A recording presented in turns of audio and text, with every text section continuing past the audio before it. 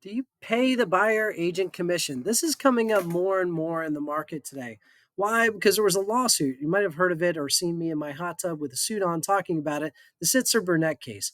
This is something that came up that said while it was traditional for sellers to pay for the buyer agent, it shouldn't necessarily be something that wasn't open to discussion, even though really it was always open to discussion.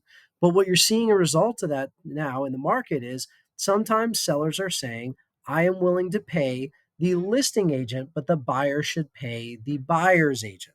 Now, in those situations, the buyer should know going into looking for the house, is it something that's listed where I would need to pay for the buyer agent commission, traditionally 3%, or is that something where the listing agent is going to be paying it?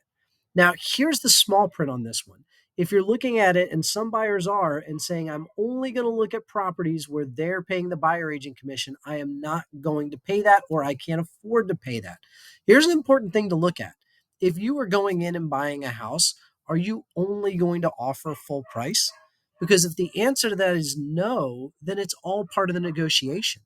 If, say, for instance, I'm going to buy a $500,000 house, but I might offer them 485 because it's been on the market for 30 days or 60 days or something along those lines. There's no difference between saying I'm going to offer a $500,000 listing 485 than I'm going to offer a $500,000 listing that isn't paying for buyer's agent commission.